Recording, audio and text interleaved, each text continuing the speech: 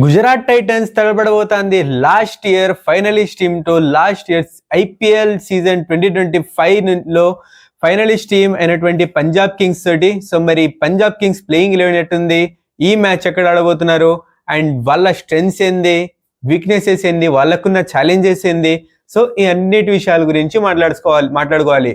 So video నచ్చడం చూడండి, చాలా మంచిగా అయితే ఉంటుంది. అండ్ వీడియోలో వెళ్ళక ముందు నాది ఒక చిన్న రిక్వెస్ట్. అదేంద్ర అంటే మీరు కనుక ఇప్పటిదాకా మన ఛానల్ సబ్స్క్రైబ్ చేసుకోకపోతే ఇప్పుడే సబ్స్క్రైబ్ చేసి పక్కన బెల్ ఐకాన్ ఆన్ చేసుకోండి. సో ఇంకా వెయిట్ చేయకుండా వీడియోలోకి వెళ్ళిపోదాం. Let's get started.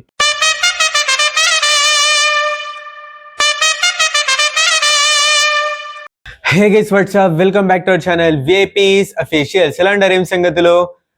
IPL season 2026 అయితే స్టార్ట్ అయిపోయింది. 3 మ్యాచెస్ అయితే అయిపోయినాయి. అండ్ లాస్ట్ మ్యాచ్ లో సిఎస్కే వర్సెస్ ఆర్ఆర్ లో వచ్చేసి ఆర్ఆర్ వాళ్ళు చాలా కంఫర్టబుల్లీ 1-sidedly 8 వికెట్స్ తోటి ఘన విజయాన్ని అయితే సాధించారు. సో మరి చాలా మంచి పర్ఫార్మెన్స్ ఆర్ఆర్ సైడ్ నుంచి అయితే అనింది.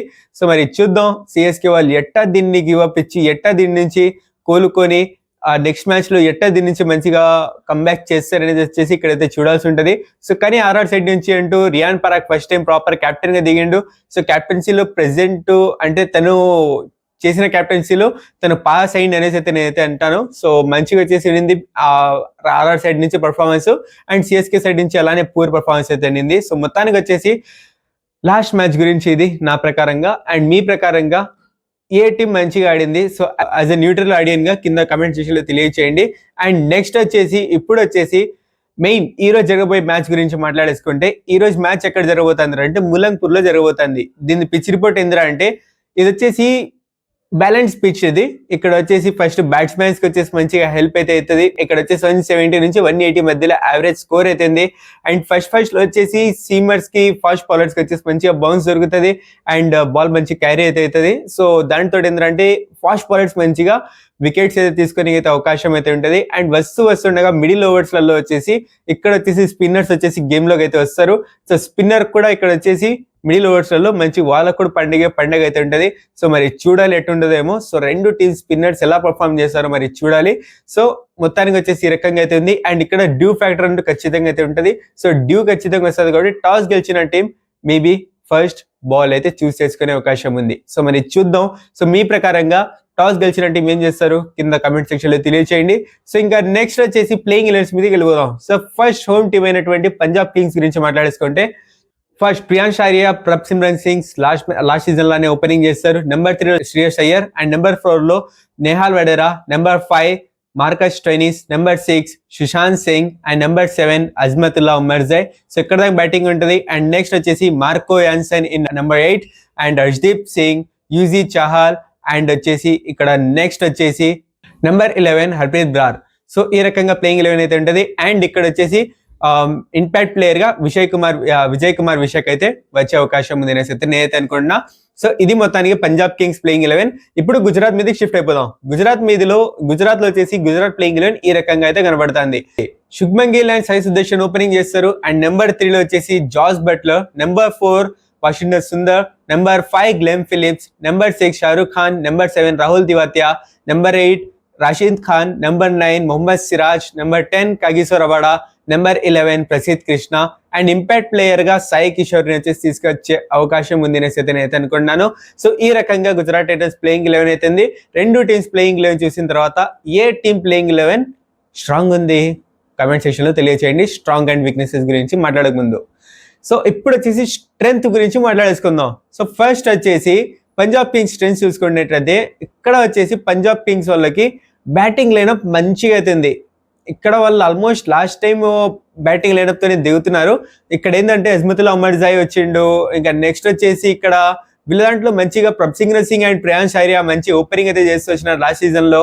ఫస్ట్ వాళ్ళు వచ్చేసి వాళ్ళ యొక్క ఓపెనింగ్ స్ట్రెంత్ ఏదైతే ఉందో, సో దాంతో వాళ్ళు వచ్చేసి మంచిగా పైగా అయితే వచ్చినారు. అప్పుడు లాస్ట్ సీజన్ లో ఫైనల్ దాకా వచ్చినది.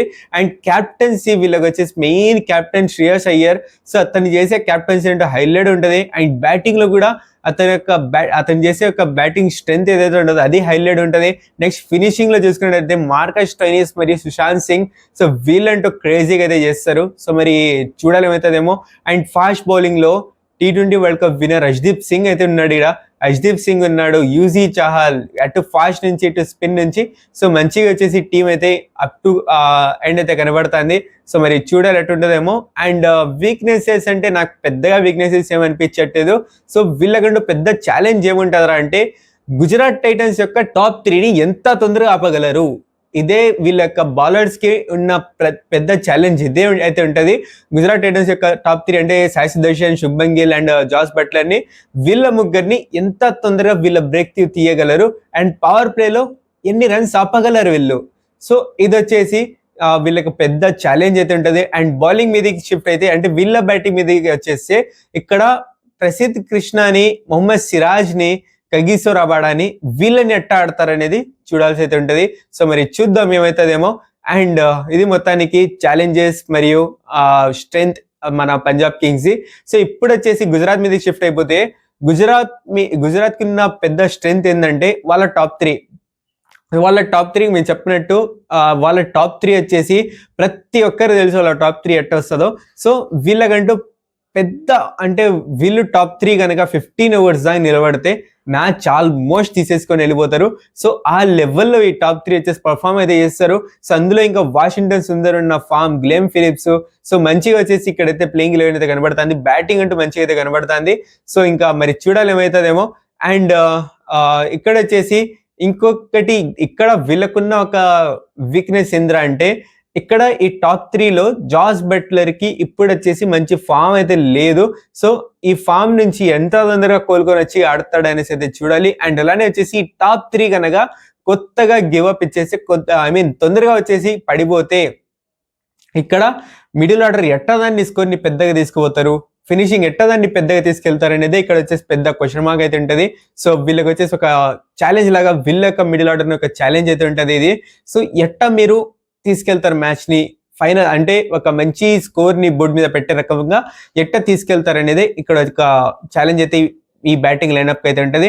అండ్ అలానే వచ్చేసి వీళ్ళకున్న ఇంకొక ఛాలెంజ్ ఏంటంటే ఇక్కడ వీళ్ళకు ఫస్ట్ వీళ్ళ బౌలర్స్ కి పెద్ద ఛాలెంజ్ ఏంటంటే మీరు ఈ బౌలర్స్ వచ్చేసి మార్కస్ స్టోయినిస్ ని, ప్రభ్ సిమ్రన్ సింగ్, ప్రాన్స్ ఆరియా అండ్ శ్రేయస్ అయ్యర్ ని మార్కస్ స్టోయినిస్ అంటే తగులుకుంటే భారీ కొడతాడు. సో వీళ్ళ బ్రేక్ త్రూని ఎలా తీసుకొస్తారు అనేది ఇక్కడ వచ్చేసి చూడాల్సింది ఉంటది.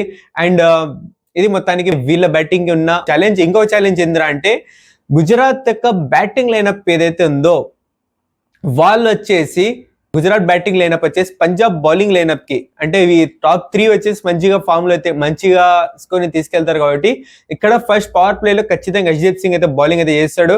సో మరి హర్షదీప్ సింగ్ ఇప్పుడున్న ఫామ్ కి వచ్చేసి వాళ్ళు హర్షదీప్ సింగ్ ఎలా ఆడతారు, యూజీ చాహల్ వచ్చేసి మంచి క్రికెట్ అంటే ఇలాంటి ఇంటర్నేషనల్ క్రికెటర్స్ కానీ క్రికెట్ కానీ ఇవి కానీ ఆడి రావట్లేదు ఇప్పుడు. సో ఇప్పుడు తను వచ్చిన తర్వాత తన వికెట్ సాకాలి ఖచ్చితంగా అయితే ఉంటది. సో అక్కడ వచ్చినప్పుడు తనని ఎలా ఆడతారు అనేది వీళ్ళకి ఒక పెద్ద ఛాలెంజ్ అయితే ఉంటది. సో మరి చూడాలి దీని నుంచి గుజరాత్ టైటన్స్ ఎంతవరకు కోలుకొని ఎంతవరకు అయితే ఆడతారు చూడాల్సి ఉంటుంది. సో అండ్ నా ప్రెడిక్షన్ మీదకి వచ్చేసి కొంచెం టఫ్ అయితే ఉంది, చాలా టఫ్ అయితే ఉంది. So then I will go with Punjab Kings guys. కానీ గుజరాత్ టైటన్స్ కూడా మంచిగా అవుతుంది. సో గుజరాత్ టైటన్స్ కూడా మంచిగా అవుతుంది కానీ but I will go with Punjab Kings. And నాదొక చిన్న రిక్వెస్ట్ ఏంద్రా అంటే ఇట్లా ప్రెడిక్షన్స్ ఇస్తున్నాం అంటే అది జస్ట్ ఒక క్రికెట్ అనాలిసిస్ ని చూసి ఇక్కడ మేము ఇస్తున్న ఒక ప్రెడిక్షన్ మాత్రమే. ఇక్కడ బెట్టింగ్ కి దేనికి మాత్రం ఇది వర్తించవు.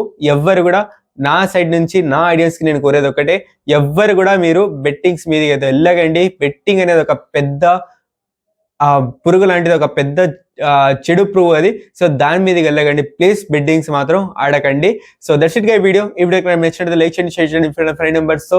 అండ్ ఇప్పటిదాకా మీరు మా ఛానల్ సబ్స్క్రైబ్ చేసుకోకపోతే ఇప్పుడే సబ్స్క్రైబ్ చేసి పక్కన వెల్కమ్ ఆన్ చేసుకోండి. అండ్ ఏ టీం గెలుస్తారో కింద కమెంట్ సెక్షన్ లో తెలియజేయండి. Thank you so much for watching. Take care of you all. Send after VIPs officials. Bye.